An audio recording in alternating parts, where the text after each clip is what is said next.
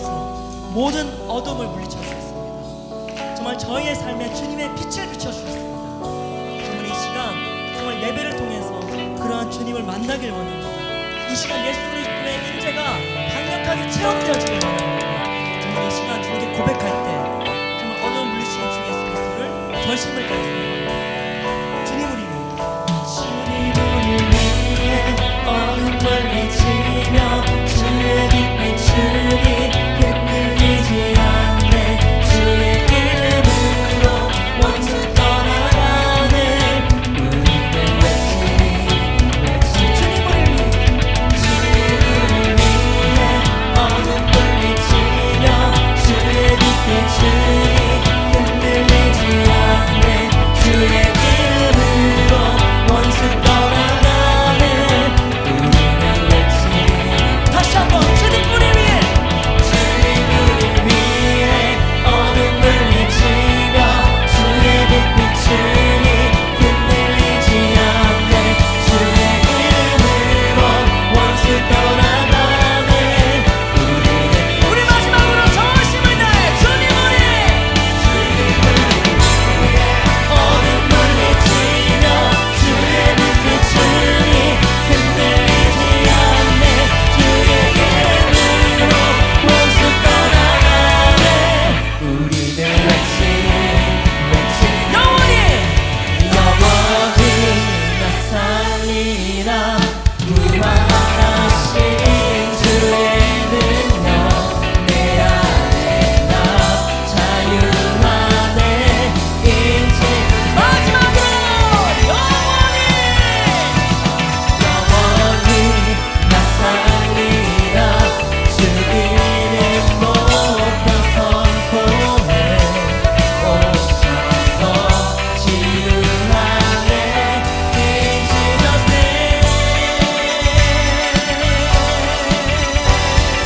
이 시간 저희를 치유하신 주 예수 그리스도 귀하신 그 이름만을 선포합니다. 오늘 예배를 통해서 이런 귀한 예수 그리스도를 만나기를 원합니다. 우리 이러한 주 예수 그리스도를 찬양합니다. 할렐루야.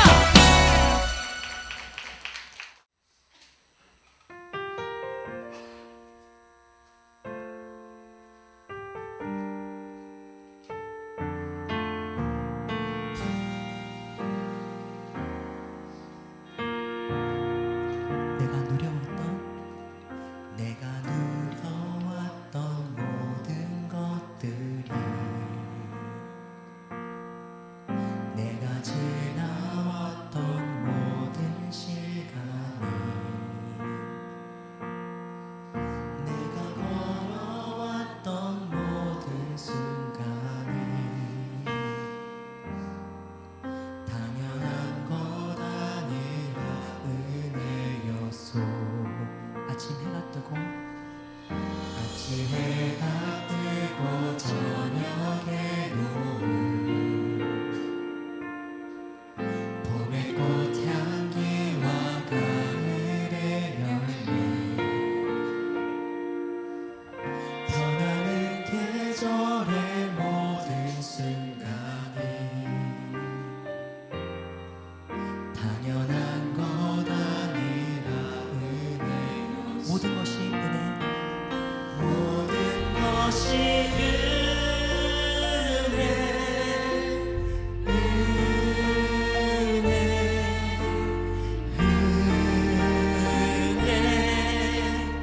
한없는 은혜. 내 삶에 당연한 것 하나도 없었던 것은 모든 것이 은혜였소.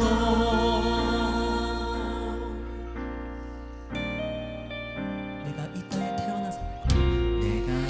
땅에 태어나서 사는 것 어린아이 시절과 지금까지 숨을 쉬며 살며 꿈을 꾸는 삶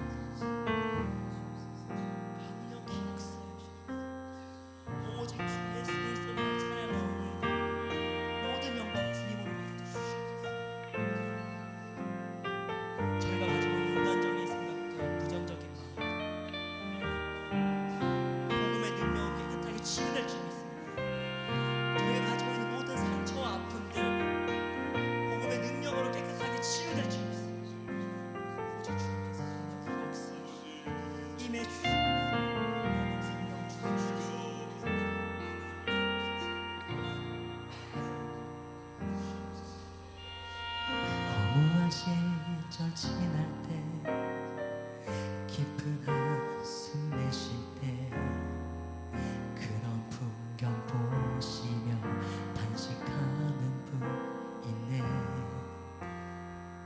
고와 같이 너희를 버려두지 않으리. 내가 너희와 영원히 함께야. 성령님의 임재를 찬양하며 부족합니다. 성령이 오시네. 성령이 오셨네. 성령이 오셨네. 내 주에 보내신 성령이 오셨네.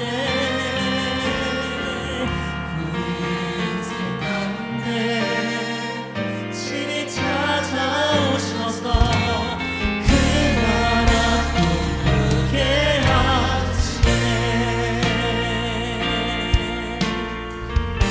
억눌린 자 갇힌 자, 억눌린 자 갇힌 자, 자유함이 없는 자, 피난처가 되시는 성령님 계시는 주의 영이 계신 곳에 참 자유가 있다네. 진리의 영이신 성령이 오셨네.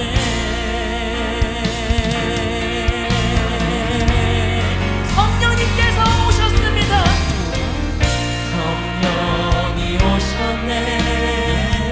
성령이 오셨네. 내 주에 보내신 성령이 오셨네. 우리 인생 가운데 친히 찾아오셔서 그 나라 꿈꾸게 하신 성령이 오셨네. 성령이 오셨네. 성령이 오셨네. 내 주에 보내신 성령이 오셨네. 우리 인생 가운데 친히 찾아오셔서 그 나라. 우리 다시 한번 주님께 전심을 다해 선포하겠습니다. 성령이 오셨네. 성령이 오셨네. 성령이 오셨네. 내 주에 보내신 성령이 오셨네. 우리 인생 가운데 친히 찾아오셔서 그 나라 꿈꾸게 하신. 아멘. 이 시간 오직 주님만을 예배합니다. 인간적인 생각들 모두 내려놓고 주님께만 모든 영광 올려드리는 귀한 예배 시간이 될 수 있도록 강력히 역사해 주셔서 연약한 저희의 삶 속에 복음의 기쁨으로 가득 채워 주시옵소서. 성령 충만을 주시옵소서. 오늘 드려진 예배를 통해서 귀한 축복을 주신 주님께 전심을 다해 통성으로 기도합니다. 주여,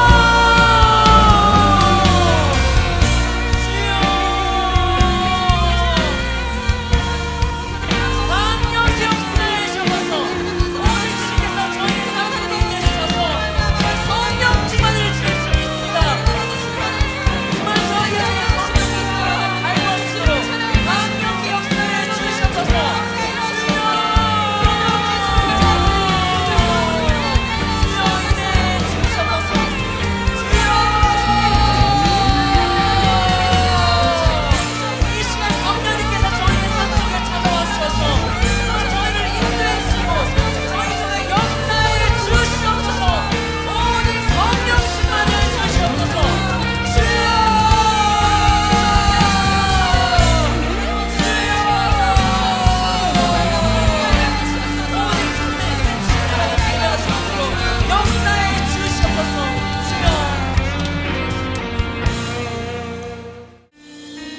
살아계신 하나님 아버지, 우리를 우리를 예배의 자리로 부르시고 주님을 찬양하며 경배하게 하심을 감사드립니다. 계절이 바뀌고 만물이 깨어나는 봄을 맞아 하나님의 창조의 질서를 보며 하나님의 위대하심을 더욱 찬양하게 됩니다. 우주 만물이 주님의 주권 안에 있는 것처럼 우리의 삶도 하나님의 뜻 안에서 살아갈 수 있도록 믿음과 은혜를 주신 것을 더욱 감사드립니다. 우리의 부족함과 나약함과 연약함에도 우리의 삶을 지켜주시고 선한 길로 인도하시는 하나님의 크신 사랑에 감사를 드립니다. 우리가 드리는 예배를 통해 오직 주님만을 높여드리오니 영광받아 주시옵소서. 지난 한 주간의 삶을 돌아보면 믿음이 있다고 하면서도 얼마나 연약했는지를 고백하오니 하나님의 사랑으로 용서하여 주옵소서. 아버지의 사랑 안에 있으면서도 감사하기보다 불평했고 세상이 말하는 것에 눈과 귀를 기울이고 말씀을 외면하기도 했습니다. 항상 기뻐하라, 쉬지 말고 기도하라, 범사에 감사하라는 말씀을 좋아한다고 말하면서도 우리의 삶은 그렇지 못했고 불평하고 다른 사람을 탓하기도 했습니다. 내 이웃을 내 몸과 같이 사랑하라 하셨는데 그 말씀대로 살지도 못했습니다. 마음은 원이지만 육신이 여작하다는 핑계로 하나님의 말씀보다 내 생각을 따랐던 믿음 없는 모습을 용서하여 주시옵소서. 이 시간 드리는 예배를 통해 회복과 변화가 일어나게 하옵소서. 하나님의 말씀과 성령님의 인도하심을 따라갈 수 있도록 영적으로 깨어나게 하시고 나의 말과 행동이 하나님의 영광을 나타나는 삶이 되게 하여 주시옵소서.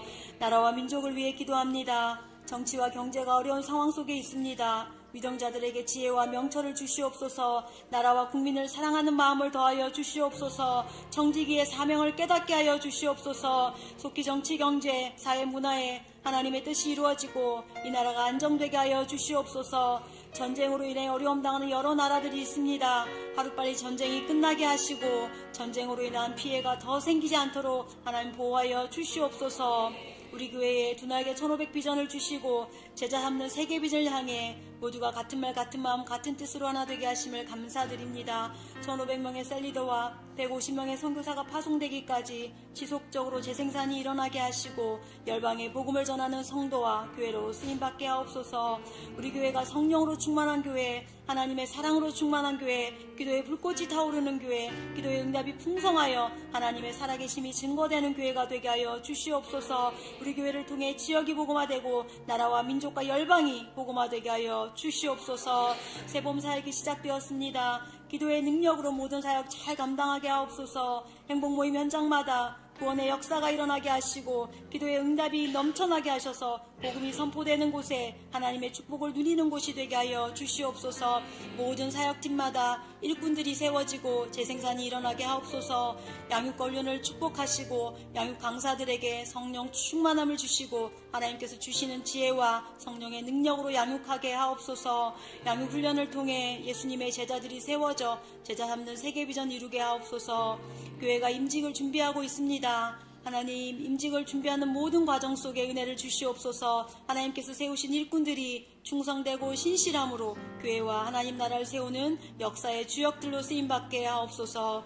필리핀에 파송된 15 선교사를 위해 기도합니다. 날마다 말씀과 기도로 또 성령 충만하게 하시고 언어의 능력과 사역의 지혜를 더하여 주옵소서. 건강과 안전도 지켜주옵소서. 복음을 전하는 기쁨을 누리고 어깨 위에 예수님의 제자를 세우는 선교 사역 되게 하옵소서. 16호 17호 선교사가 파송을 준비하고 있습니다. 말씀과 기도와 양육과 훈련으로 잘 준비되어 하나님이 보내시는 그때에 세계 열방에 복음 전하는 선교사로 쓰임받게 하옵소서.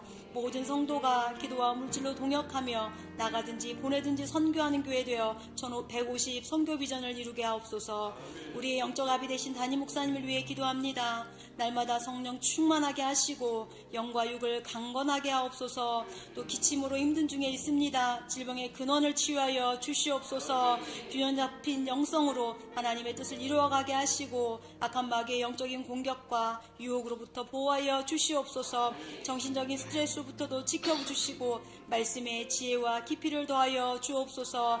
모든 목양사에게 필요를 채워주셔서 하나님께서 주신 비전을 한순간도 잊지 않고 비전 향해 나아갈 때 영역과 지력과 체력을 더하시고 영권과 인권과 물권도 더하여 주시옵소서. 목양의 풍성한 열매가 일어나게 하옵소서.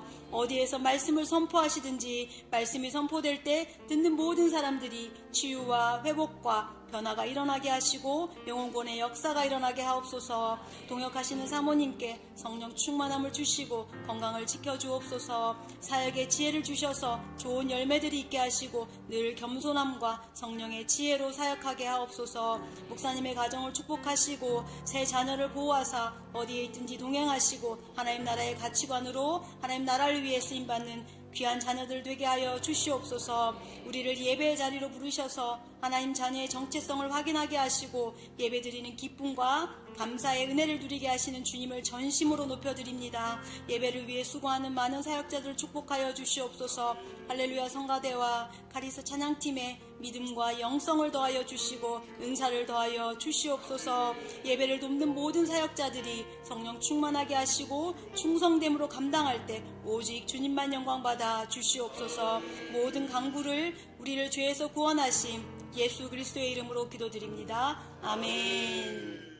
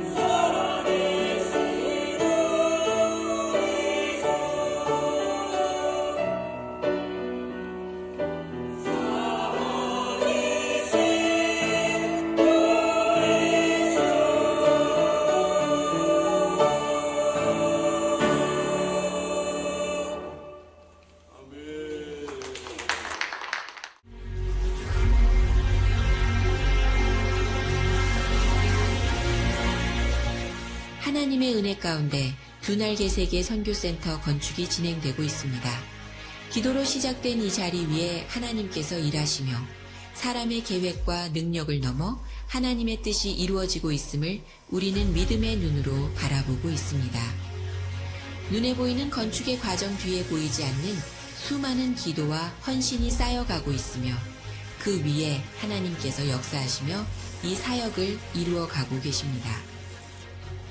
두날개세계 선교센터는 단순한 건물이 아니라 하나님께서 열방을 향해 이루실 선교의 비전을 담은 복음의 거점이 될 것입니다.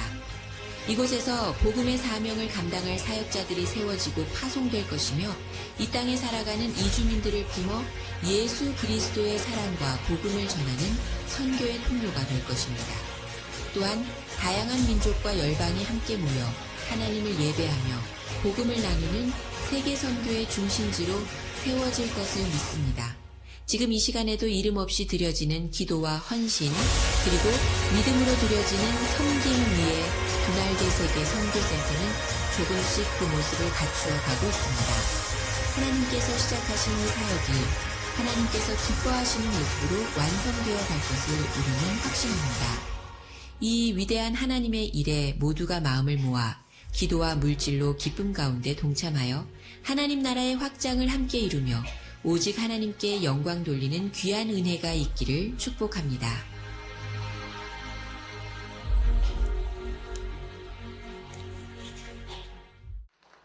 오래전부터 복음으로 이 땅을 밟는 발걸음이 있었습니다.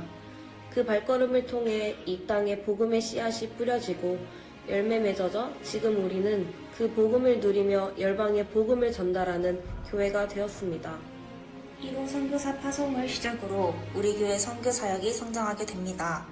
필리핀을 넘어 인도와 러시아까지 지속적으로 나아가며 어려움 속에서도 15명의 선교사를 파송하는 교회가 되었습니다. 하나님은 기억하실 것입니다. 예일교회가 처음부터 선교하는 교회였다는 것과 복음의 빚진 자로서 열방을 향한 발걸음을 기억하실 것입니다.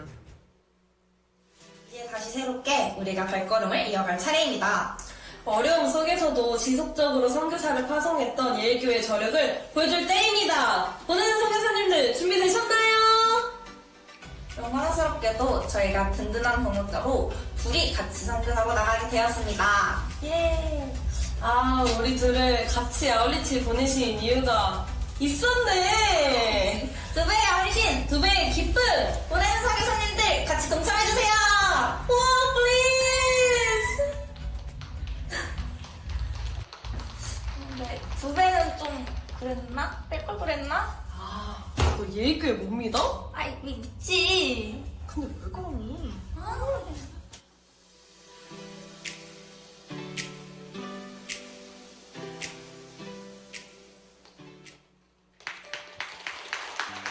안녕하세요. 선교사 후원관리팀 김지연 집사입니다. 네, 오늘 주일에 선하고 좋으신 하나님 찬양합니다. 네, 영상에서 보셨다시피 예일교회는 2016년부터 필리핀을 시작으로 지금까지 15명의 선교사를 파송했습니다. 지난 12월에 필리핀으로 파송한 15호 박주환 선교사는 현재 마리끼나 교회의 청년 공동체에서 사역하며 셀번식을 위해 열심히 달려가고 있습니다. 필리핀 두날개 교회는 지난 2월 아웃리치를 은혜 가운데 마쳤습니다. 현재는 강진용 센터장님과 윤호성 차기 센터장님과 함께 회복 캠프와 리더 캠프를 시작으로 양육과 훈련 그리고 행복 모임이 전격 시작되었습니다. 복음에 반응하고 전도되어 오는 새가족들이 넘쳐나는 현재 여전히 일꾼이 많이 필요합니다. 우리는 이제 2명의 선교사를 더 파송하려고 합니다. 16호 조수민, 17호 박성인 예비 선교사는 3월 초에 면접을 마치고 본 교회에서 제자대학 훈련과 선교국 훈련 중에 있습니다. 그리고 오는 6월에 필리핀으로 파송되게 됩니다. 필리핀 아웃리치를 통해 두 사람에게 영혼 사랑하는 마음을 부어주셨고 복음의 빚진 자임을 깨닫게 하셨습니다. 그리고 하나님이 부르신 자리, 선교자의 삶을 살기를 결단하게 하셨습니다. 하나님은 예일교회에 1500 비전을 주셨습니다. 150명의 선교사를 파송하는 비전을 주셨습니다. 그리고 우리를 선교사로 부르셨습니다. 나가든지 보내든지 선교하라고 하셨습니다.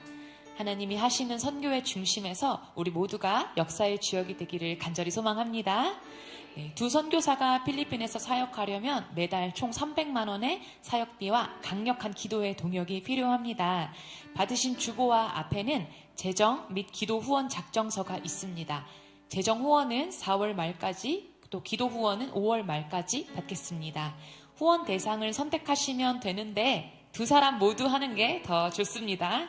네, 재정 후원 방법은 3가지입니다. 기존과 동일하게 자동 이체로 하는 방법, 그리고 정해진 날짜에 직접 송금하거나 1년치를 송금하는 방법이 있습니다.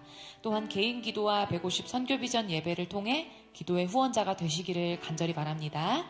기도 후원자는 매달 선교사의 기도 편지를 받아볼 수가 있습니다.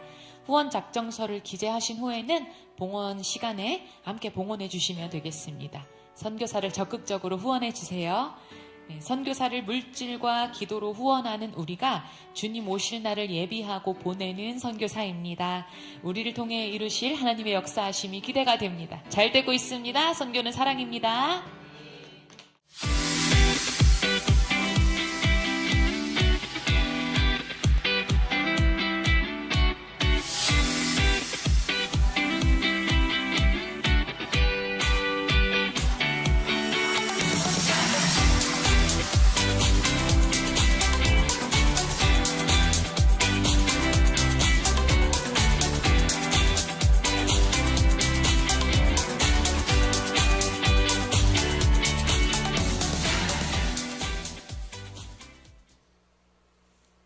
안녕하세요. 여성 시다시 이목장 윤현자 집사입니다.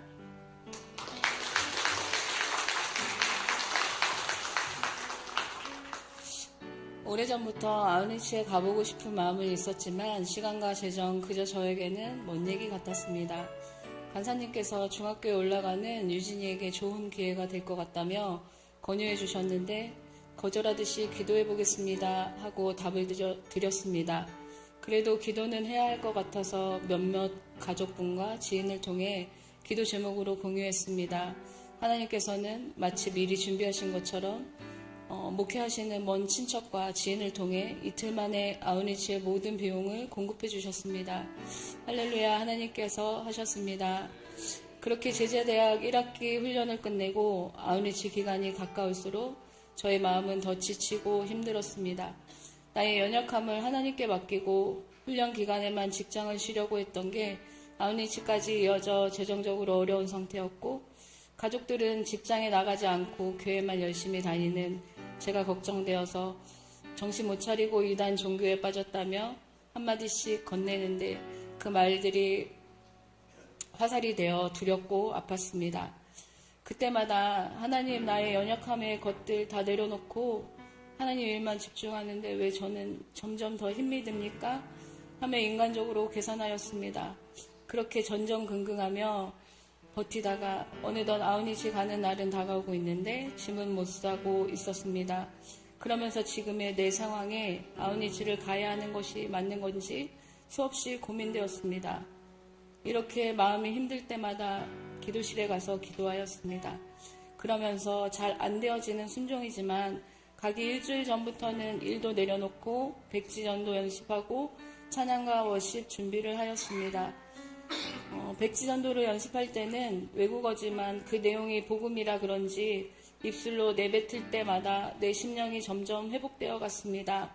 그렇게 필리핀에 도착되어 첫 오전 예배를 드렸습니다.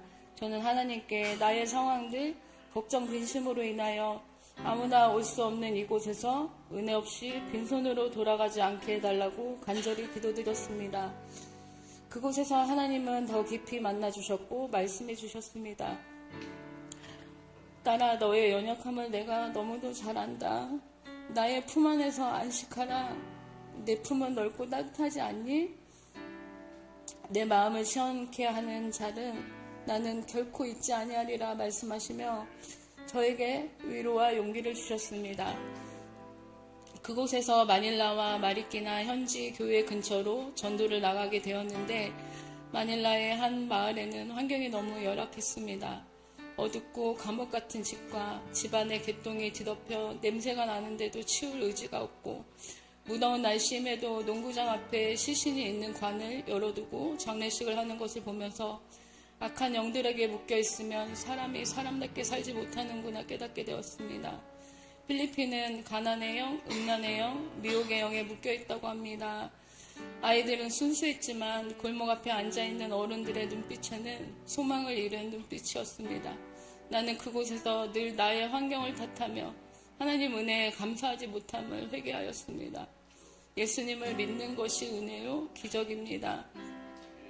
또 마리키나 주택가에 갔을 때 한 가정에 초대되어 방문했는데 50대 중년 여성분이 덥다고 선풍기도 켜주시고 식사했냐면서 물어봐 주시고 따뜻한 분이었습니다.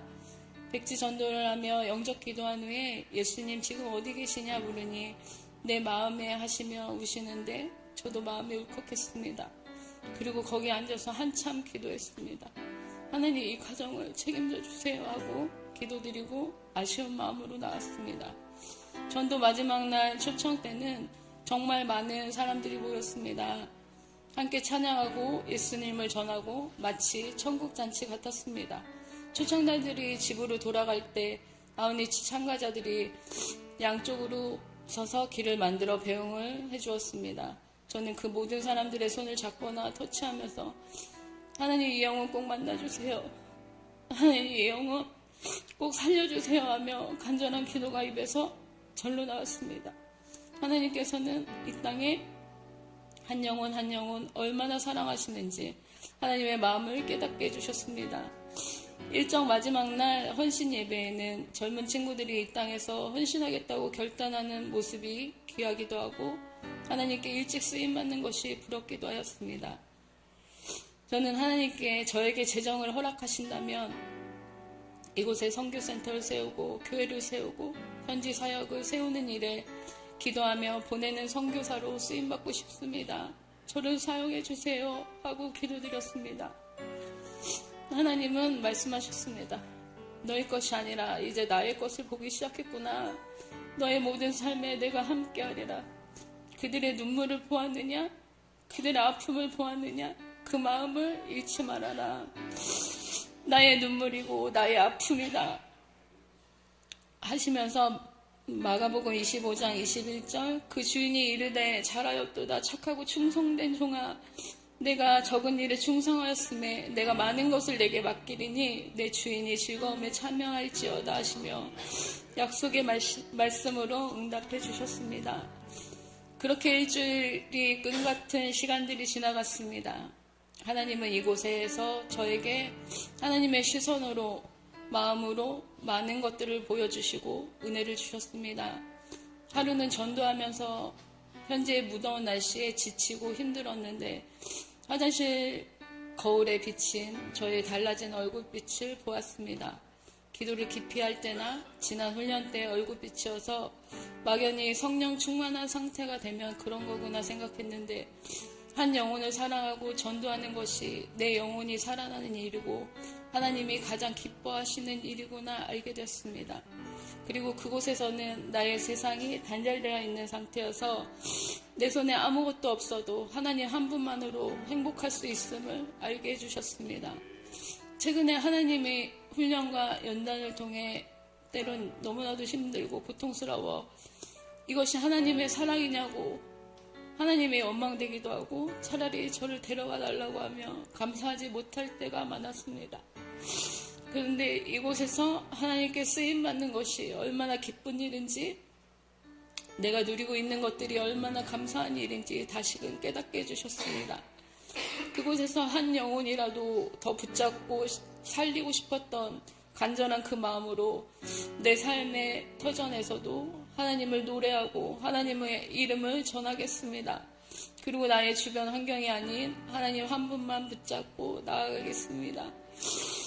하나님의 비전을 바라보고 본이 되어 성장하도록 인도해 주시는 담임 목사님께 감사드립니다. 아무도 올 수 없는 이곳 저를 불러주시고 깊이 만나주시고 하나님의 사랑을 알게 해주셔서 감사드립니다. 선교는 사랑입니다. 감사합니다.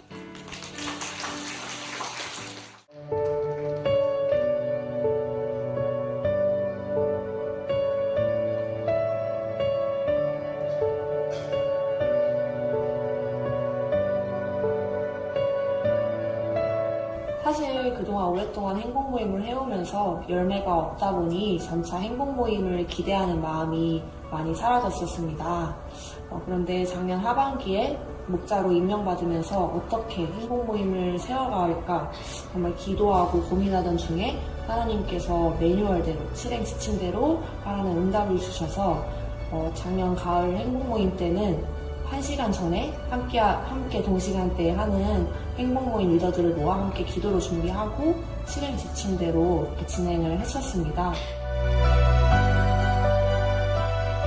행복모임을 진행하던 중에 동역자의 베스트를 대하는 자세와 태도가 바뀌는 것을 느낄 수 있었고, 끝까지 기도로 준비할 때 마지막 9주차, 10주차 행복모임 때 베스트가 초청되는 정말 귀한 열매가 있었습니다. 행복모임을 기도로 준비하면서 제 안에 숨어있던 열정과 영혼 사랑하는 마음이 살아나는 것을 느낄 수 있었던 것이 가장 감사했고, 또 목장 안에서도 이어져서 정말 사랑이 넘치는 건강한 공동체로 건강하게 변화되는 모습이 가장 또 감사했습니다. 정말 감사하게도 이번 행복모임에 신임 행복모임 리더들과 또 오랜만에 행복모임을 인도하는 청년 리더들이 많이 세워졌는데, 이번 행복모임을 통하여서 또 매뉴얼대로 원칙대로 기도하며 준비할 때 하나님께서 청년 공동체 가운데 정말 부흥케 하실 일들이 너무나도 기대가 됩니다. 새봄 행복모임 잘 되고 있습니다. 기대가 됩니다. 우리 같이 하나님 말씀을 한 절씩 교도하겠습니다. 너는 순금으로 등잔대를 쳐 만들되 그 밑판과 줄기와 잔과 꽃받침과 꽃을 한 덩이로 연결하고,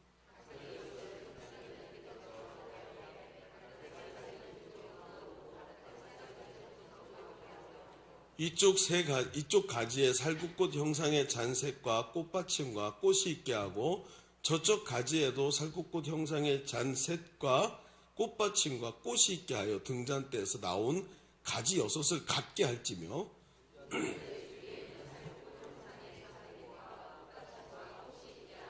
등잔대에서 나온 가지 6을 위하여 꽃받침이 있게 하되 2가지 아래에 한 꽃받침이 있어 줄기와 연결하며, 또 2가지 아래에 한 꽃받침이 있어 줄기와 연결하며, 또 2가지 아래에 한 꽃받침이 있어 줄기와 연결하게 하고,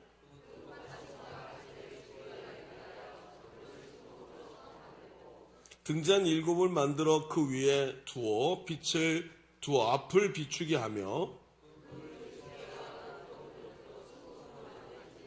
등잔대와 이 모든 기구를 순금 1달란트로 만들되 너는 삼가 이 산에서 내게 보인 양식대로 할지니라. 아멘. 조금 넘기셔서 27장 20절로 21절을 또 한 목소리로 함께 이번엔 합독하겠습니다. 너는 또 이스라엘 자손에게 명령하여 감나무로 짠 순수한 기름을 등불을 위하여 내게로 가져오게 하고, 끊이지 않게 등불을 켜되 아론과 그의 아들들로 회목한 증거궤 휘장 밖에서 저녁부터 아침까지 항상 여호와 앞에 그 등불을 보살피게 하라. 이는 이스라엘 자손이 대대로 지킬 규례이니라. 아멘. 여러분, 사람은 겉으로는 다 사이롭고 편안하게 사는 것처럼 보이지만 실제로 내면을 들여다보면 여러 가지 보이지 않는 강박, 즉 내적 압박 속에서 살아가는 경우가 굉장히 많다고 합니다.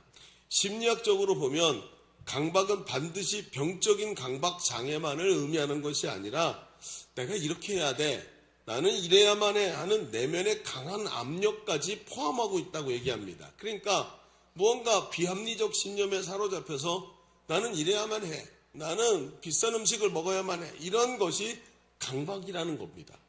여러분, 어떤 사람은 나는 물건을 살 때 볼펜을 하나를 사도 무조건 제일 비싼 걸 사. 왜요?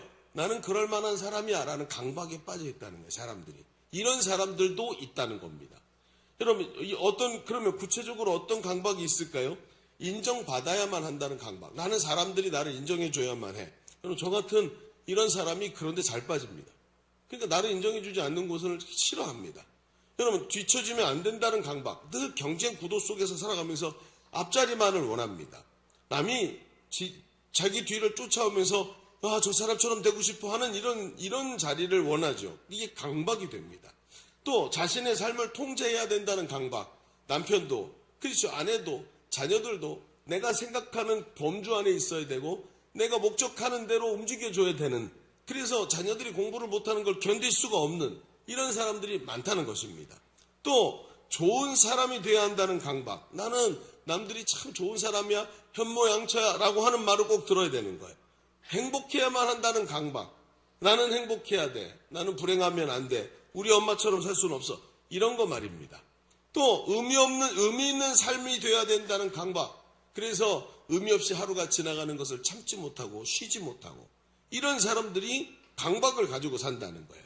그런데 그리스도인이 세상을 살면서 가지고 살아가는 굉장히 강력한 세상 사람이 없는 또 다른 강박이 하나가 있습니다. 그게 뭐냐 하면 바로 빛의 자녀로 살아야 한다는 강박입니다. 아니 목사님 그걸 강박이라고 표현하나요? 그건 예수 믿는 사람이 가지고 있는 정체성 아닙니까? 여러분 예수님은 너희는 세상의 빛이라고 하셨고 바울도 에베소서 5장 8절에 너희가 전에는 어둠이더니 이제는 주 안에서 빛이라 빛의 자녀들처럼 행하라 라고 정확하게 말하고 있습니다. 너무나도 아름답고 귀한 말씀이지만 여러분 이 말씀을 읽으면서 나는 이렇게 살고 있어 라고 생각한 사람 있으시면 손 한번 들어보십시오. 여러분 손들기가 정말 어렵습니다. 여러분 우리는 왜 그러냐 하면 이 말씀이 너무 귀하지만 거꾸로 우리에게 빛의 삶을 살아내는 것이 거의 불가능에 같기 때문에 강박으로 작용하거나 아니면 그걸 지나쳐서 포기하고 살고 있기 때문에 여러분 그렇게 살아내지 못하는 내 모습을 늘 우리는 컴플렉스로 가지고 있다는 거예요. 이게 그리스도인이 가지고 있는 굉장히 큰 이 리스크입니다. 여러분 오늘 우리가 읽은 본문은 하나님께서 모세에게 성막을 지을 것을 명령하시면서 등잔대를 만들라고 하시면서 그 식양을 자세히 설명해 주시는 부분입니다. 요즘 큐티 하시면서 계속 이 성막 부분을 하고 계시지요?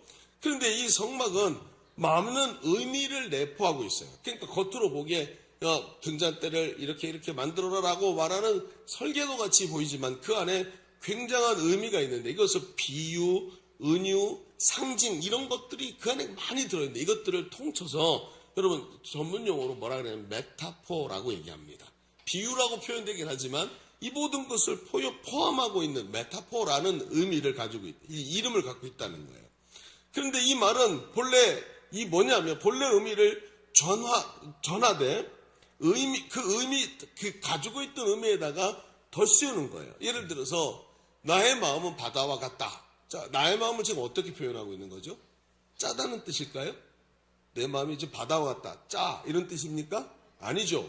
여기에 메타포가 뭡니까? 넓다라는 거예요. 지금 누구든 포용할 수 있고 그냥 넓다 정도가 아니라 수평선으로도 다 표현할 수 없을 만큼 광대하다라는 뜻을 포함하는 메타포인 거예요. 이거를 여러 가지 은유, 비유, 상징이라는 체계를 가지고 만들어냈다는 거죠. 그런데 이 성막에 대한 이야기가 어마어마한 메타포를 품고 있다는 말입니다. 여러분 그러면서 이 성경이 오늘 우리에게 이런 메타포를 사용하는 수사법을 이용해서 빛을 비추기 위해 만들어진 등잔대라는 오늘 이 이야기를 가지고 우리에게 다가오고 있어요. 뭐요? 빛이라는 삶의 모습을 향해서. 성경이 말하는 빛의 삶에 대해 우리에게 말해주는 것이 이 메타포 안에 들어있다는 것입니다. 오늘 이 말씀을 좀 깊이 봅시다. 이 등잔대라는 말씀을 깊이 상고하면서 성경이 말하는 빛의 의미를 깊이 보고 그렇게 살 수 없어서 강박에 빠지는 것이 아니라 오히려 빛의 삶을 향해서 담대하게 한 걸음 한 걸음 걸어나가는 성도의 삶이 되시기를 주님의 이름으로 축복합니다. 자, 우리 주보 3면을 펼쳐보시면 오늘 말씀의 제목은 빛을 비추는 삶이라는 아주 평범한 제목을 좀 가지고 오늘 이 부분을 좀 다가서 보겠습니다. 자, 오늘 우리가 첫 번째로 봐야 될 것은 이런 얘기입니다. 성소에는 빛을 비추는 등잔대가 있습니다. 라고 한번 써봅시다. 등잔대가 빛을 비추고 있다는 거예요.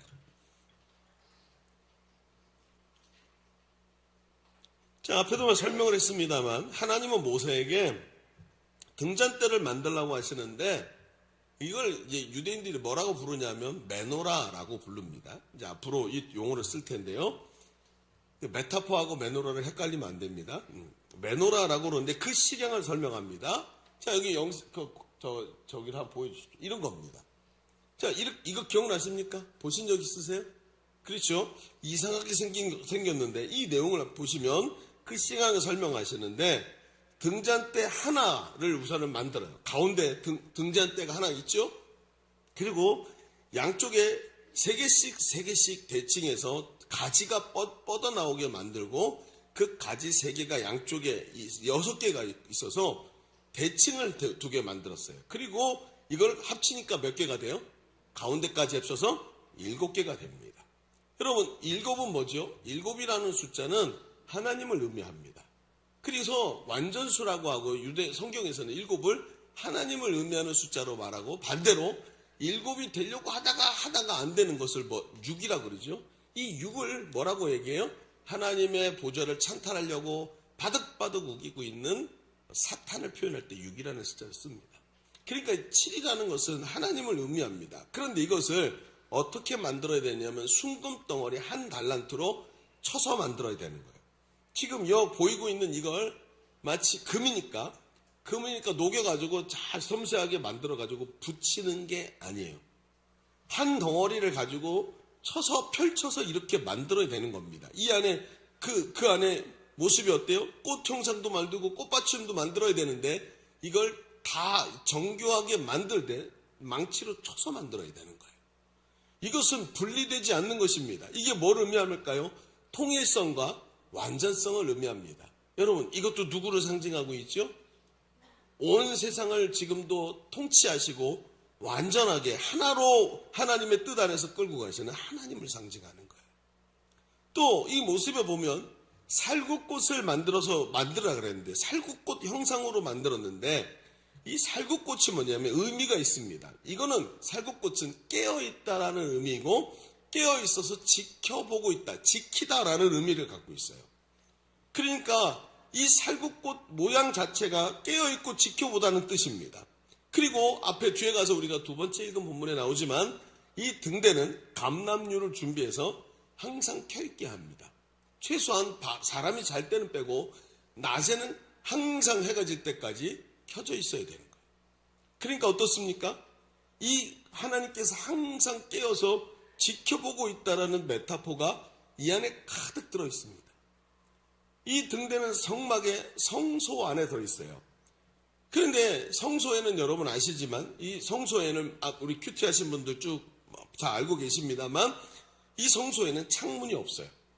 그래서 이 메노라가 이 등잔대 메노라가 성소의 유일한 빛입니다.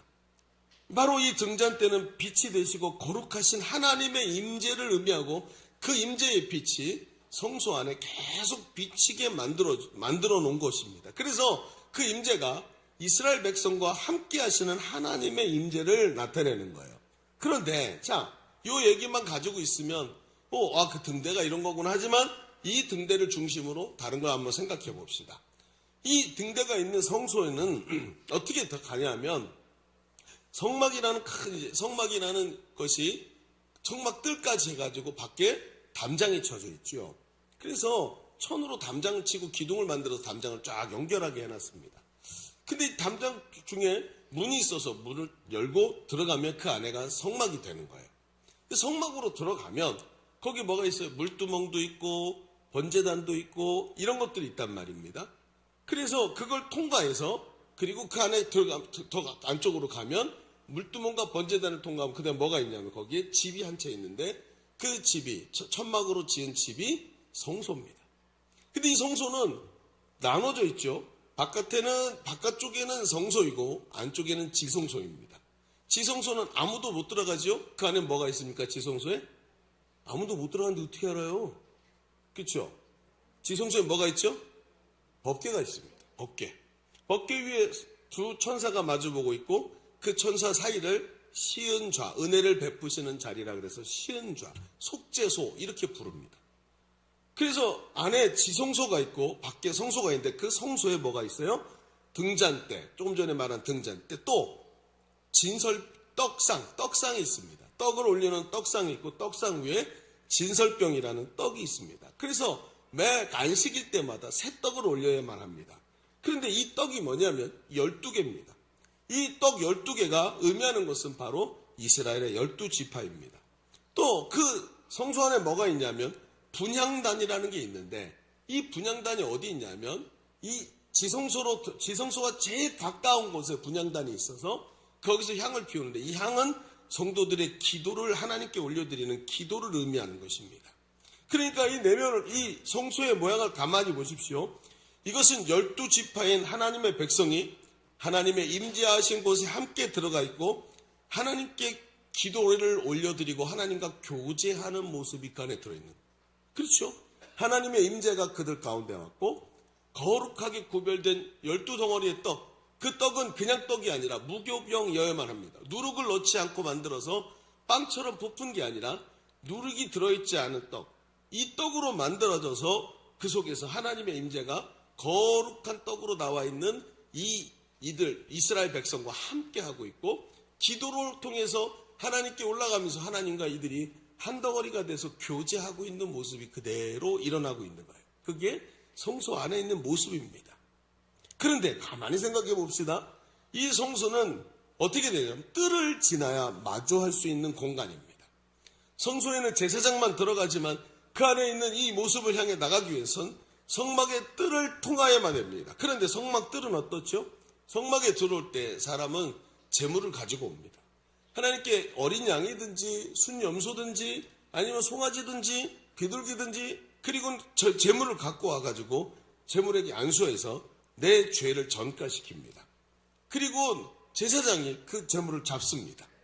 제물이 죽고 내 눈앞에서 피를 흘려서 그 피를 받고 제단에 피를 뿌리기도 하고 제단 뿔에다가 묻히기도 합니다. 그리고는 껍질을 벗기고 내장을 치우고, 그리고 그것을 닭을 떠가지고 제단 위에서 다 태워서 하나님께 제물을 올려드립니다. 여러분, 이 제물이 뭐지요? 우리를 위해서 대신해서 피 흘려서 우리의 죄를 사하신 예수 그리스도를 의미하는 줄로 믿습니다. 그래서 이 제사의 과정을 지나고 내 죄가 제물에게 전가되고 나는 깨끗해진 것을 선언받고 나서 하나님의 임재하신 성막을 바라볼 수 있게 되어 있습니다. 여러분, 이것이 의미하는 바가 무엇입니까? 우리가 하나님의 임재로 나가기 위해, 그 빛 가운데로 들어가기 위해 예수 그리스도의 십자가 공로를 통과하고, 그리고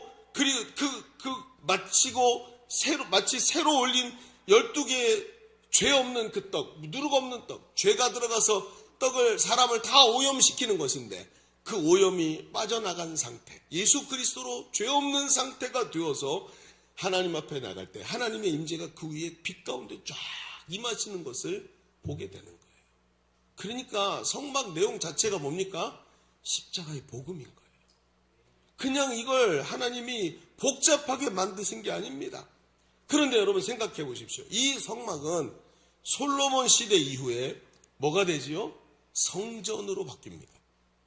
여러분, 이 출애굽하고 광야에 있을 때 이들은 계속 옮겨야만 했기 때문에 성막을 천막으로 만들었었지만, 이들이 가나안 땅에 들어와서 정착하고 나서 하나님은 그것을 솔로몬 시대의 성전이 되게 하시고, 나중에 예수님은 제자들에게 하나님의 나라가 여기 있다 저기 있다 할 것이 아니고 너희 속에 있다 하셨고, 바울 사도는 고린도 전서에서 우리의 몸이 하나님의 전, 즉 집이라고 말씀을 했습니다. 고린도전서 6장 19절 읽어볼까요? 같이 읽어봅시다. 시작. 너희 몸은 너희가 하나님께로부터 받은 바 너희 가운데 계신 성령의 전인 줄을 알지 못하느냐? 너희는 너희 자신의 것이 아니니라.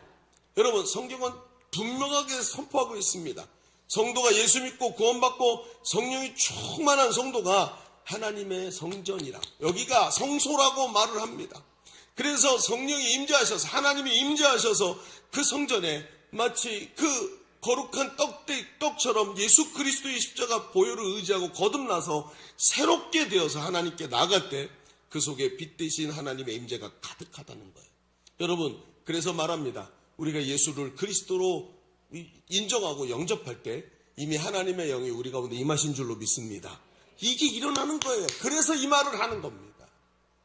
그냥 우리가 하고 있는 말 한마디 한마디가 다 의미 없이 생각도 없이 하는 말이 아니라 깊이 있게 하나님의 복음을 우리가 묵상하고 하나님 앞에서 얻은 것을 우리가 이야기하는 것입니다. 여러분, 하나님께 나갈 때 우리 속에 빛 대신 하나님의 임재가 가득합니다. 그 빛으로 오신 하나님의 영이 우리 속에 가득하게 임재하시고, 지금도 우리의 예배를 이 자리에서 받고 계시는 줄로 믿습니다. 그 빛으로 우리를 인도하고 계십니다. 여러분, 앞에도 말했습니다. 성도가 강박증이 있다고요. 빛의 삶을 살아내야 되는데 왜 나는 그렇게 못할까? 여러분, 성도가 어떻게 빛된 삶을 살아갑니까? 바로 이 빛이 우리 가운데 꺼지지 않고 비춰져야 되는 거예요. 이 빛이 사라지면 성도가 스스로 빛을 낼 수가 없는 것입니다. 여러분 보십시오. 달을 보십시오. 달이 어떻게 빛을 내지요? 태양이 보내주는 빛을 받아서 반사하는 겁니다. 그래서 달이 밤에 밝은 것 아닙니까? 우리 안에 빛이 비춰져야 빛된 삶을 살아가는데 예수 그리스도의 십자가 공로를 의지해서 하나님 앞에 나가 하나님과 교제하는 곳에서 빛이 일어나지 않습니까? 이 얼마나 중요한 얘기입니까, 여러분? 오늘도 우리의 삶을 가만히 들여다보십시오.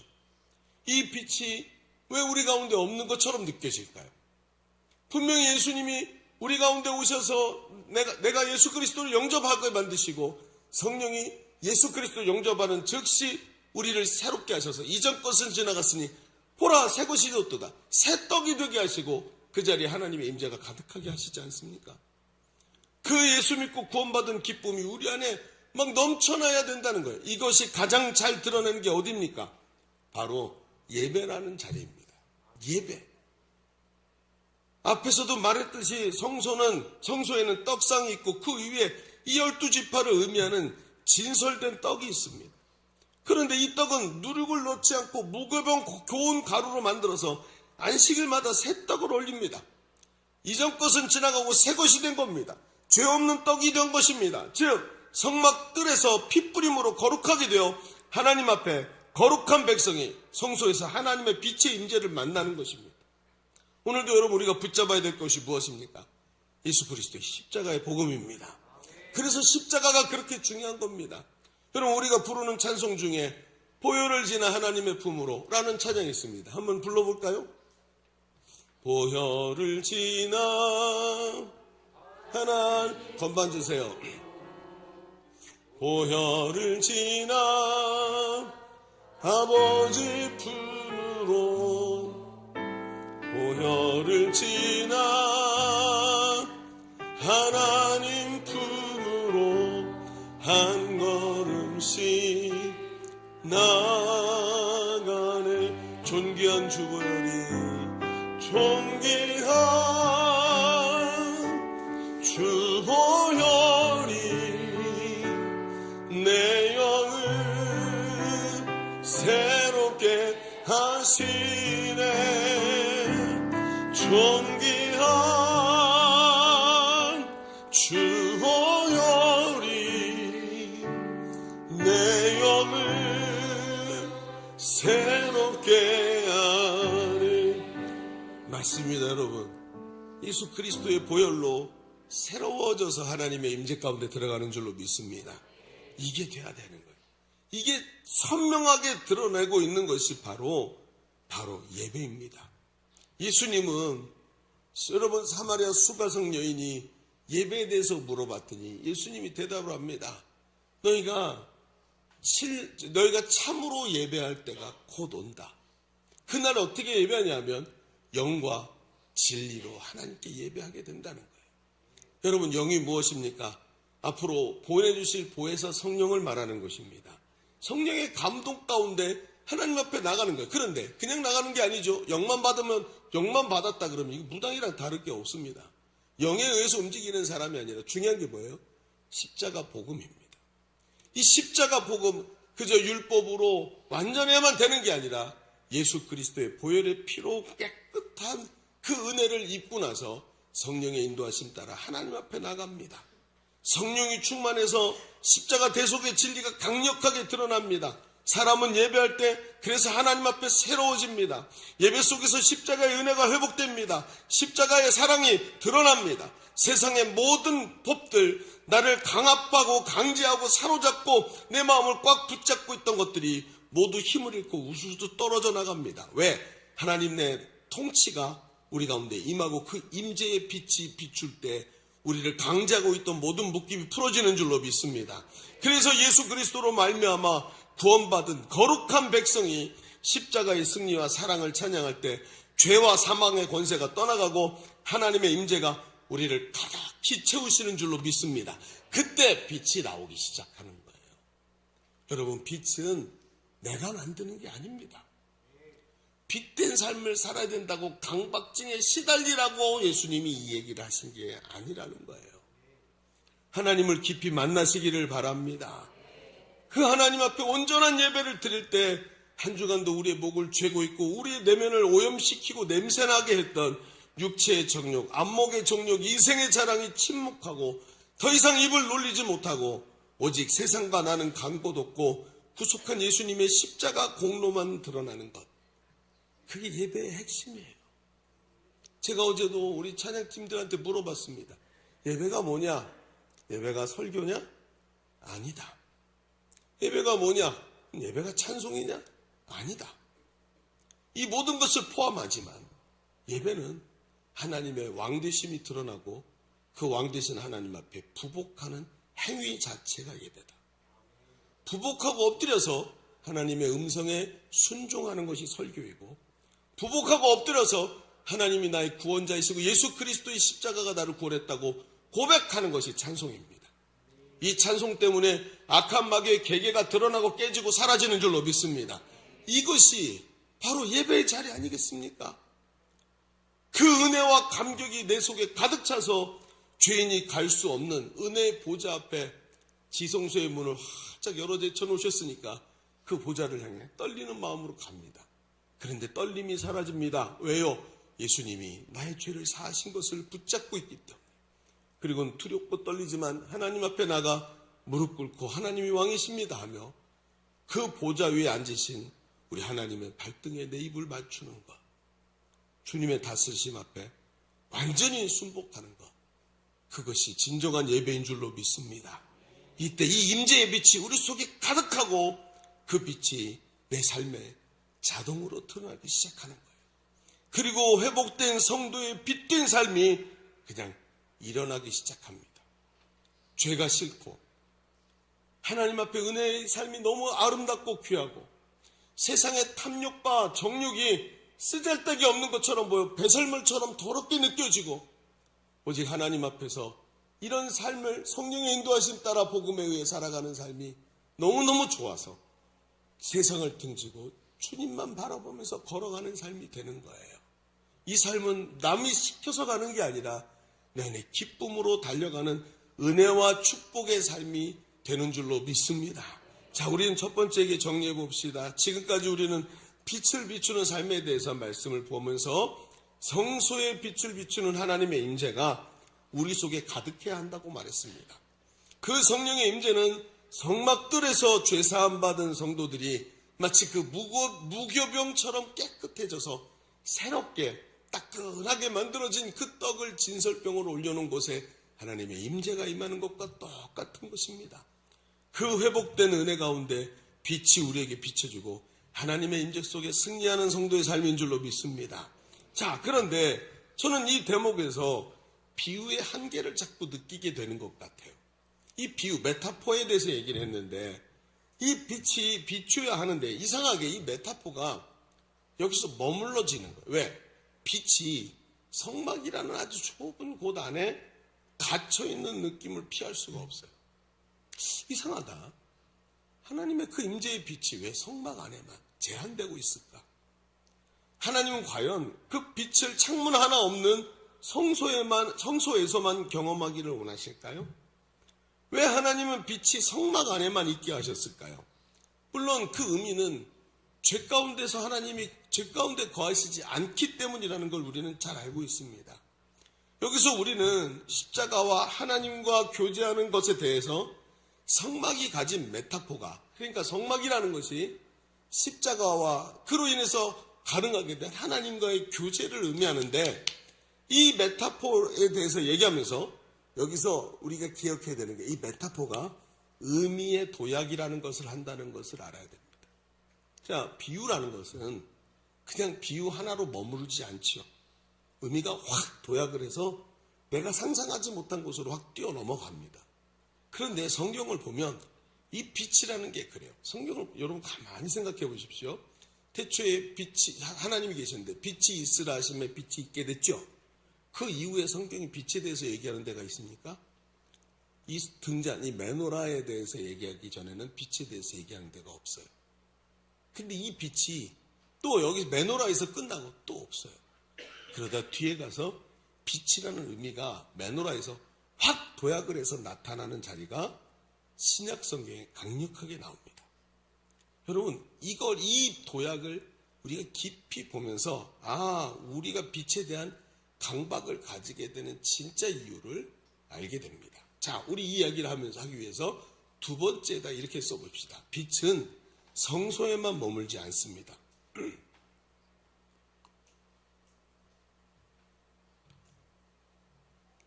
이 의미의 도약이라는 것으로 보면 빛은 성소에만 머물지 않아요. 자, 우리는 성경을 통해 의미의 도약이 일어나는 자리를 좀 보려고 합니다. 예수님은 제자들에게 분명한 얘기를 하시죠. 마태복음 5장 14절부터 한번 읽어볼까요? 같이 읽어봅시다. 시작. 너희는 세상의 빛이라. 산 위에 있는 동네가 숨겨지지 못할 것이요 사람이 등불을 켜서 말 아래 두지 아니하고 등경 위에 두나니 그러므로 집안 모든 사람에게 비치느니라. 이같이 너의 빛이 사람 앞에 비치게 하여 그들로 너희 착한 행실을 보고 하늘에 계신 너희 아버지께 영광을 돌리게 하라. 자, 이게 예수님이 말씀하신 빛이에요. 그렇죠? 근데 성경을 보면 빛이라는 개념이 여기서 또 등장을 해요. 거기 메노라에서 딱 끝나요. 그리고 빛에 대한 얘기가 나오지 않다가 예수님이 딱 말씀을 하시는데 이 빛을 뭐라 그러냐면 등불이라고 비유를 하시는 거예요. 자, 이쯤 되면 느껴지는 게 있습니다. 예수님은 청중들을 항상 의식하셨고 청중들의 수준에다가 맞춰서 말씀하셨어요. 그런데 그 청중들에게 빛을 비추는 것에 대해서 설명할 때 예수님은 이 빛을 등잔이라고 말하고 등경 위에 둔다고 얘기합니다. 여러분, 이 정도 되면 청중들은 무슨 생각을 할까요? 이 사람들은 늘 성막, 성소 이런 것들을 계속 생각하는 사람들입니다. 그리고 모세오경을 딸딸딸딸 외우고 있습니다. 예수님이 이 빛에 대해서 말씀할 때 사람들은 뭘 떠올릴까요? 메노라를 떠올립니다. 그럴 수밖에 없어요. 빛에 대한 개념이 전혀 성경 안에는 여기밖에 없기 때문에. 그러면 이 등경 위에 둔다라고 하면서 모든 것을 비춘다고 얘기하는 것은 의미의 도약이 예수님으로부터 일어나고 있다는 것을 말하는 겁니다. 강력하게 이게 성소 안에만 있는 것이 아니다라는 이야기를 예수님이 지금 의도적으로 하고 계시다는 거예요. 예수님이 이 말씀하시는 의도가 과연 단순히 너희 착한 행실을 보고 너희 하늘에 계신 너희 아버지께 영광을 돌리게 하라. 그래도 너희가 착한 행실을 늘 해야 돼. 여기다가 율법적으로 의미를 꼽아놓기 위해서 이 말씀을 하고 있는 것일까요? 우리는 여러분 이 얘기를 하면서 메노라를 빼놓고 생각하니까 이 얘기가 예수님께서 하신 말씀과 자꾸 충돌이 일어나는 거예요. 율법을 주님은 기뻐하시지 않았고 예수님이 율법으로 완성할 수 없다 그랬는데 이 얘기는 너희가 착한 행실을 해야만 돼 라고는 율법을 또 다르게 만들고 있기 때문에 그러면 이 얘기는 예수님께서 여기다가 초점을 맞추고 계신 게 아니라는 거예요. 빛을 등경 위에 둔다는 데 초점을 맞추고 계시는 거예요. 그러면 이 얘기가 뭘까요? 메노라라는 이 등대가 성소 안에 갇혀 있는 게 아니라 드러나고 있는 것이 돼야 된다는 거죠. 실제로 여러분 이 의미는 또 도약을 합니다. 어디에 또 나오는지 아십니까? 어디에 나올까요? 요한계시록에 가면 나옵니다. 요한계시록에 보면 성소의 이 등잔대의 의미가 확 도약을 하는데 요한계시록 2장 1절을 한번 읽어볼까요? 2장 1절 같이 읽어봅시다. 시작. 에베소 교회 사자에게 편지하라. 오른손에 있는 7 별을 붙잡고 7 금초대 사이를 거니시는 이가 이르시되. 자, 예수님이 오른손에 7 별을 붙잡고 7 금초대 사이를 걸어간대요. 이게 무슨 뜻일까요? 그 앞에 있는 요한계시록 1장 20절에 보면 이게 해석이 되어 있어요. 자, 보세요. 내가 본 것은 내 오른손에 7 별의 비밀이고 또 7 금초대의 비밀이래요. 뭔데? 7 별은 7 교회의 사자들이고 7 촛대는 뭐라고요? 7 교회래요. 여러분, 지금 이 얘기는 분명한 것을 말합니다. 7 촛대 사이를 거닌다는 것은 다스리고 계시다라는 뜻입니다. 그 사이에서 7 촛대를 아우르고 있고 7 촛대의 권세를 예수님이 별을 붙잡고 있대. 7 촛대의 권세를 예수님이 가지고 예수님이 7 촛대를 다스리고 있대요. 7 촛대가 뭐래요? 7 교회래요. 여러분 희한하죠? 왜 7개일까요? 뭐가 생각나세요? 메노라가 생각나죠. 앞에 그 그림 기억나십니까? 그 그림이 어떻게 되어 있습니까? 가운데 촛대가 하나 올라와 있는 촛대가 있고 양쪽에 3개씩 6개가 더 붙어 있어요. 7개입니다. 그런데 그 7개가 낱낱이 떨어졌어요. 이제 7개의 촛대로 변했어요. 근데 그 7이라는 숫자가 뭘 의미한다고요? 하나님을 의미한다. 7. 금촛대, 7촛대가 하나님을 의미하는데 그 하나님께서 주신 그 비추는 빛을 가진 교회가 방방곡곡 나라와 방언과 족속들에게 퍼져서 그것을 빛을 비추는 모습을 가지고 있다는 거예요. 이 7이라는 것은 그래서 6 다음에 7, 7 다음에 8을 말하는 게 아니라 하나님께서 세우신, 이 땅에 세우신 예수 그리스도의 몸된 교회를 말하는 것인 줄로 믿습니다. 그럼 7촛대 우리 예일교회가 들어있을까요? 안 들어있을까요? 들어있다는 얘기예요. 아까 누구십니까? 끝나고 제가 밥 한번 사드려 대답을 좀 하세요. 이분 대답, 아까 누가 대답하셨어요? 여러분, 예일교회 들어있다는 얘기입니까? 안 들어있다는 얘기입니까? 들어있다는 얘기입니다.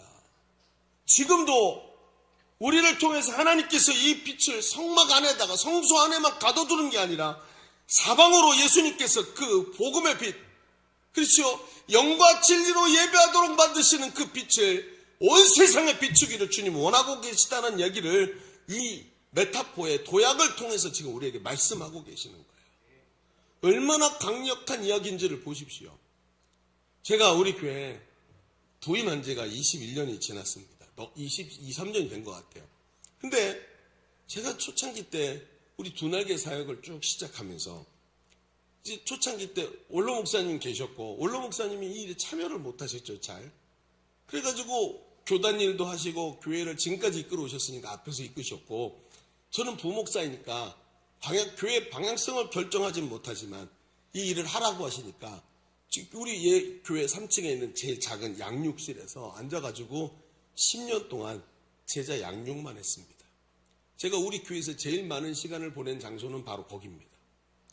거기서 10년차 두날개로 양육 시스템으로 계속해서 제자들을 세웠단 말입니다. 그러다가 나중에 우리 성도들이 저에게 신임해 주시고 저를 청빙해 주셔서 예일교회 담임 목사가 되었습니다. 그런데 그때부터 문제가 생겼어요. 왜냐하면 리더십이 바뀌었죠. 그리고 10년 동안 양육을 했는데 희한한 일이 벌어졌어요. 아니 셀리더도 세워지고 거의 두날개 사역이 지금 우리 교회에서 완벽하게 돌아가면서 곳곳에서 막 은혜가 넘치고 사람들이 변화가 일어나고 있는데 이상하게 리더들이 답답한 거예요. 뭘까? 분명히 뭔가 재생산도 하고 다 했는데 왜 이렇게 답답할까? 목사님 다음에 우리 어디로 가야 돼요? 뭘 해야 되지요? 물론 제가 부족했기 때문에 이런 일은 벌어졌었지만 그 아무리 노력해도 벽에 딱 부딪혔고 더 이상 갈 수 없는 순간같이 느껴졌어요. 그리고 제가 담임 목사가 된 이후에 이제 두날개가 양육 시스템이었다가 프로세스로 이름도 바뀌고 안에 있는 내용이 싹 바뀌게 됩니다. 뭐 똑같은 거였죠. 여러분 똑같다고 생각되면 아주 큰 오산입니다. 근데 그게 바뀌면서 어떤 일이 벌어졌냐면 우리 교회가 아웃리치에 참여하게 됐어요. 두날개 아웃리치에 가서 참여했는데 참여하자마자 모두가 큰 도전을 받습니다.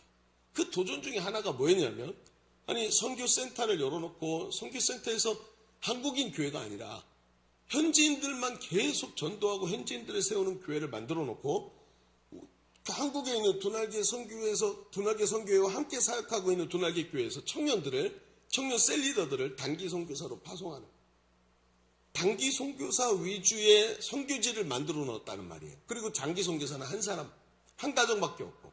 근데 그게 교회를 하나, 2개 계속 만들어내고 있는데 거기서 가장 핵심이 파송된 셀리더들이 선교사가 돼갖고 이 교회와 선교지에 있는 교회와 우리 교회가 똑같은 내용을 갖고 있어요. 우리 교회에서 셀리더하고 행복모임 받은 거 영어로 바꾸기만 하면 여기서 선교지에서 제자들이 세워지게 만들어 놓은 거예요. 얼마나 치밀하게 만들어놨는지 충격을 받았습니다. 그리고 거기서 오늘 우리 집사님 간증한 것처럼 가서 모두가 다 충격을 받아요. 하나님이 이 영혼들을 얼마나 사랑하시는지. 그냥 가서 구제하면서 옷이나 쌀이나 나눠주고 워십 댄싱이나 추고 그러고 안녕 그러고 오는 게 아니라 가서 붙잡고 한 영혼 한 가정 들어가서 복음을 설명하고 예수님 영접시키고 교회로 연결하고 이런 일들을 하고 오는 거예요. 그래서 사람을 만나는 거예요. 그들이 살고 있는 가정으로 그 말도 안 되는 것 같은 그 집 속으로 들어갑니다. 얼마나 더운지, 얼마나 열악한지 그곳에서 사람들 한 사람 한 사람을 끌어안고 울면서 복음을 전하고 그들이 무슨 말인지 못 알아듣는데 God loves you, Jesus saves you 그러면서 붙잡고 꺼이꺼이 울고 있는 이 한국 사람들을 보면서 이 한국 사람 잘 사는 사람들이 왜 여기 와서 우리같이 못 사는 사람 붙잡고 울지 하면서 사람들이 변화가 됩니다. 기가 막힌 거죠. 그리고는 사람들이 얘기합니다. 어떤 분이 저한테 말했어요. 목사님, 제가 양육을 받은 지 10년 만에 다시 양육을 받는데 여기 와서 보고야 이제야 목사님이 말한 세계 비전이 뭔지 알겠어요. 왜 예수님이 땅끝까지 이뤄서 제자를 세우라고 말했는지 이제 알겠어요. 우리가 세운 그 제자들이 여기서 수많은 영혼들을 또 다른 제자로 세우고 있는데 우리 청년들을 보냈더니 이 일을 감당하고 있어요. 너무 귀해요 라고 말씀하시는 거예요. 10년 만에 깨달았대요. 여러분 다행이죠. 20년 동안도 못 깨닫는 분도 있으니까. 웃기라고 했는데 아프시군요. 여러분 그렇습니다. 그리고 나서 교회가 바뀌기 시작합니다. 우리 교회, 우리 삶, 내 가정, 내 은혜 여기서 갑자기 빗장이 팍 풀리더니 모두 다 나가는 선교사, 보내는 선교사 흩어져 파송받고 보내져서 그곳에서 빛을 비추기 시작하니까 모든 게 변화되기 시작합니다.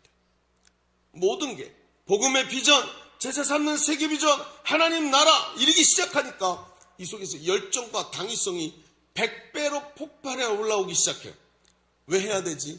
뭘 위해 살아야 되지가 아니라 하나님 나라를 위해서 내가 오늘도 살아가리라 하면서 이 당위성들이 하늘로부터 그 동기가 무한 공급되기 시작하면서 여기서 능력이 터져나오기 시작합니다. 그리고 나서 교회가 바뀌기 시작했습니다. 왜 이런 일이 벌어지고 있을까요? 왜냐하면 복음의 본질이 땅끝을 향하고 있기 때문입니다. 복음은 우리에게 주어지면서 너희가 땅끝까지 이르러 내 복음의 증인되라 말씀하셨기 때문에 복음은 땅끝이라는 방향성을 가지고 있단 말이에요. 이 방향성으로 향해서 복음이 움직일 때 하늘과 땅의 모든 권세를 가지신 예수님께서 세상 끝날까지 그 복음을 전하는 사람들과 함께 하시는 줄로 믿습니다. 그때 하나님의 임재와 능력과 목적이 그곳에 임하는 거예요. 여러분 뭐지요? 바로 금초대가 되는 것입니다. 성막 안에 있는 등잔대가 아니라 다 금초대가 돼서 사방으로 흩어졌을 때 그곳에서 제자를 세우고 하나님 나라를 확장하기 위해서 저마다 희생하고 낮아져서 섬길 때 그 빛의 역사가 강력하게 일어나게 되는 것입니다. 예수님 뭐라 그러십니까? 이사야서 49장 6절에 이렇게 말합니다. 그가 이르시되 네가 나의 종이 되어 야곱의 지파들을 일으키며 이스라엘 중 보존된 자를 돌아오게 하는 것은 매우 쉬운 일이다. 야, 사람들을 주님께 돌아오게 하는 건 쉬운 거야. 그게 아니야. 내가 또 너를 이방의 빛으로 삼아서 나의 구원을 베풀어 땅끝까지 이르게 만들도록 내가 너를 빛으로 만들겠다. 메노라가 촛대가 되도록, 그리고 그 촛대의 빛이 사방에 비치도록 하나님 하시겠대요. 여러분 보십시오. 어느 가정이 잘 됩니까? 제가 언젠가 한 분의 이야기를 들어, 목사님 우리 가정에 기적이 일어났어요. 왜요? 우리 가정이 재결합 가정인데 자녀들이 아버지 어머니를 존경하지를 않았었어요. 근데 어느 날부터 우리 교회 와서 양육받고 훈련받고 비전을 가지게 되고 선교에 집중하고 다 선교에 헌신하고 하면서 집에서 저녁 때가 되면 TV를 켜고 보는 게 아니라 모두가 모여 앉아서 선교와 비전과 교회에 대해서 이야기하고 있는 우리 가족들을 보게 됐어요. 우리 가족이 이렇게 하나 되는데 하나 되는 것도 그것도 하나님 나라 비전으로 하나 되어 있는 우리 가정을 보면서 제가 더 이상 여한이 없어요. 얼마나 기쁜지. 그 자녀들이 복을 받았고 그 가정이 복을 받았고 하나님의 영광이 지금도 그 가정에 임하고 있는 줄로 저는 믿습니다. 그게 눈에 보일 정도니까요. 여러분 분명히 우리가 두 번째 읽었던 출애굽기 27장 20절에 말합니다. 너는 또 이스라엘 자손에게 명령하여 감람유로 짠 순수한 기름을 등불을 위하여 내게로 가져오게 하고 끊이지 않게 등불을 켜대. 21절 아론과 그의 아들들로 회막한 증거궤 앞 휘장 밖에서 저녁부터 아침까지 항상, 여러분 밤새도록 항상 24시간 그 등불이 꺼지지 않도록 하라. 주님이 왜 이 명령을 하셨는지 아시겠습니까? 여러분, 왜 빛된 삶이 우리에게 트라우마로 올까요? 왜 압박으로 올까요? 아닙니다. 빛은 당연히 우리의 삶의 모습인 줄로 믿습니다. 이제 이 빛을 향해서 담대히 걸어가야 됩니다. 오늘도 여러분 보십시오. 오늘도 선교사를 3명이나 파송을 해야 됩니다. 제가 선교국에다 말했어요. 아니, 우리 교회가 선교사를 2명씩 한 사람 6개월씩 보내는 것도 너무너무 성도들이 힘들다. 왜? 다 수입이라는 게 일정하니까 이걸 또 넣게 되지 않느냐. 여러분, 3명의 선교사를 동시에 파송하는 것은 제가 하고자 하는 게 아니라 선교국에서 저를 설득한 겁니다. 선교국 여러분 지체들이 저한테 와서 이렇게 해야 된다고, 안 되면 안 된다고 하면서 저보고 뭐라 그랬냐면, 안 되면 내 돈을 들여서라도 하겠습니다 라고 말했습니다. 저는 그 말을 허락할 수밖에 없었습니다. 저의 믿음 없음을 주님께 회개하면서 제 안에 등불이 꺼져가고 있는 걸 발견했기 때문에. 여러분, 등불을 켜시기를 바랍니다. 등불을 켜야 돼요. 그리고 그 빛이 우리 내면과 우리 가정의 삶의 현장과 교회뿐만 아니라 땅끝까지 그 등불이 비춰질 때 여러분의 삶은 빛으로 가득 차서 사방의 사람들이 여러분의 빛을 보고 주께 돌아오게 될 줄로 믿습니다. 이제 그 기름이 떨어지지 않도록 오늘도 하나님 앞에 서시기 바랍니다. 슬기로운 5 처녀가 하나님 앞에서 마지막에 신랑이 결혼식을 위해서 올 때 끝에 기름을 준비했다고 했습니다. 이 기름을 믿음이라고 표현했는데, 여러분, 그게 믿음이라고 말하니까 전혀 이해가 안 되는 거예요. 왜? 이게 앞뒤가 안 맞는데, 이게 믿음이라고 얘기하니까 안 맞는데, 이 등불의 기름을 이것이라고 표현하기 시작하니까 이제 보이는, 아, 그렇구나. 마지막 시대에 기름을 준비하고 꺼지지 않게 하는 자가 신랑을 맞이할 신부입니다. 그 신부로 오늘도 담대히 달려가는 우리 성도들 되시기를 주님의 이름으로 축복합니다. 축복합니다. 우리 같이 기도하십시다. 하나님, 우리는 너무나도 자기 자신에게 몰입되어 있었습니다. 내 안에 촛불 하나 켤까 말까 하면서 오늘 은혜가 되네 안 되네 하면서 주저앉아가지고 하나님의 말씀의 의미를 깨닫지 못하고 촛불이 꺼질 것 같아서 전전긍긍하고 있던 빛의 트라우마를 갖고 있던 사람들은 아닐까요? 오늘 이 말씀이 오늘 우리에게 큰 능력이 되는 줄로 믿습니다. 십자가 보혈을 지나 하나님의 임재의 그 빛 가운데로 나가는 우리의 심령이 되게 하여 주옵소서. 십자가를 꽉 붙잡고 복음의 능력으로 영과 진리로 예배하는 하나님 백성 되게 하여 주옵소서. 같이 기도합니다. 주여, 할렐루야, 할렐루야.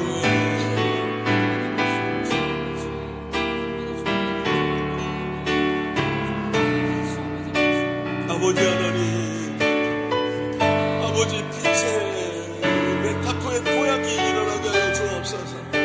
이 의미의 도약, 빛의 도약이 우리 가운데 일어나서 하나님 나라와 의미에 살아가는 자 되게 하여 주옵소서. 우리 다시 한번 기도하십시다. 2 손을 하나님께 올려드리십시오. 하나님, 내 손 2 손을 사용하여 주옵소서. 아버지는 성소에 머물러 있는 자가 아니라 이 의미의 도약을 가지고 나가서 촛대가 되어서 세상을 비추는 자 되게 하여 주옵소서. 다시 기도합니다. 주여,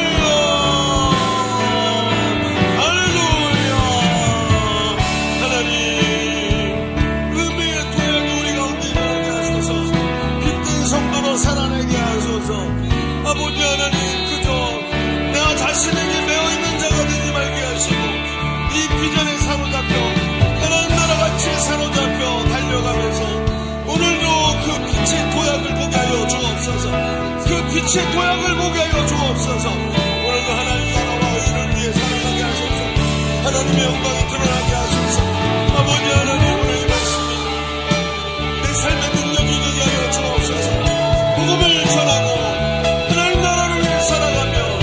빛의 도약의 역사가 일어나고 하나님 도와줘. 오 할렐루야, 오 할렐루야. 주님 역사에 오늘 함께 하신 주님을 바라봅니다. 주여 함께 하나님 나라를 바라보며 그 역사에 오죠. 거룩하신 하나님, 오늘도 하나님의 말씀은 너무나도 선명하게 우리를 향해 다가옵니다. 내 안에 빛이 꺼질까봐 전전긍긍하면서 두려워 떠는 자가 아니라 하나님 앞에서 일곱 금초대가 되어서 사방을 향해서 빛을 전하는 자 되게 하여 주옵소서. 우리 안에 용기 없음을 주님 불쌍히 여겨 주시옵시고, 하나님 주신 용기 가지고 예수 그리스도와 함께 모험의 자리로 달려나가서 그 바람을 맞으며 힘차게 날아오르는 하나님 귀한 성도들 다 되게 하여 주옵소서. 예수님의 이름으로 기도하옵나이다. 아멘. 우리 하나님께 올려드립니다. 아멘. 우리 찬송하면서 준비한 예물 우리 하나님께 올려드리겠습니다.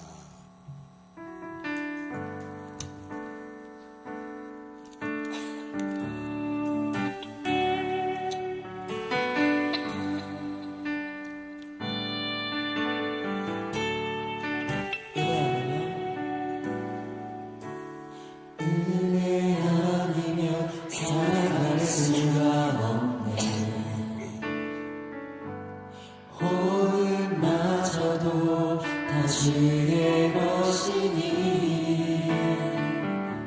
세상 평안과 위로 내게 없어도 예수 오직 예수뿐이. 다시 한번 은혜 아니면 살아갈 수가 없네. 호흡마저도 다 주의 것이니 세상 평안과 위로 내게 없어도 예수 오직 예수뿐이네.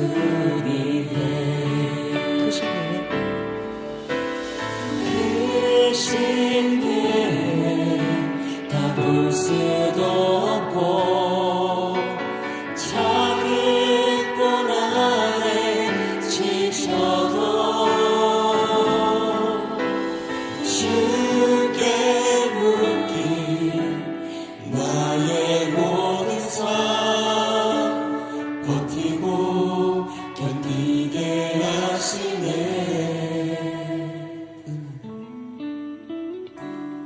은혜 아니면 살아갈 수가 없네. 나의 모든 것 다 주께 맡기니 참된 평안과 위로 내게 주신 주 예수 오직 예수뿐이네.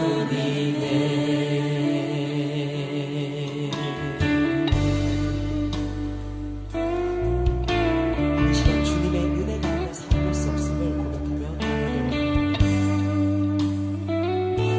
다시 한번 고백하겠습니다. 은혜 아니면 살아갈 수 없네. 은혜 아니면 살아갈 수가 없네. 호흡마저도 다 주의 것이니 세상 평안과 위로 내게 없어도 예수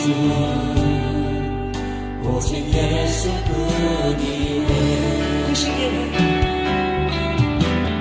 크신 예외 다 볼 수도 없고 작은 꽃 안에 지쳐도 주께 묶인 나의 모든 삶 버티고 견디게 하시네.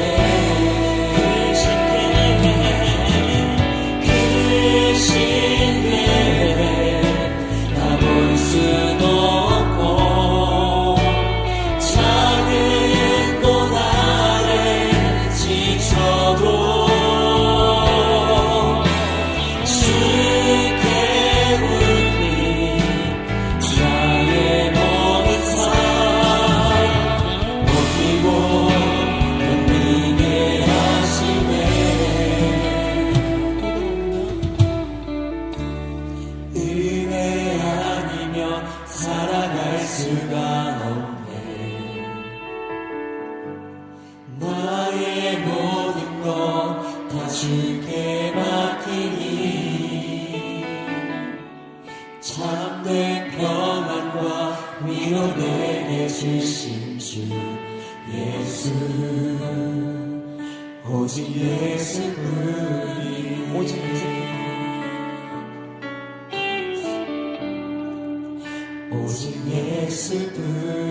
예수뿐이네. 아멘. 주님 영광의 박수를 드립니다.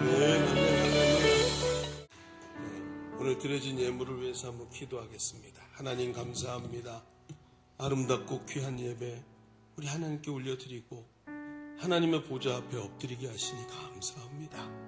살아계신 주님, 오늘도 주의 임재 앞에 있기를 간절히 원해서 주님의 아버지 하나님 거룩한 산떡이 되어서 거룩한 산떡 대신 우리 예수 그리스도 그분 붙잡고 하나님 앞에 섰습니다.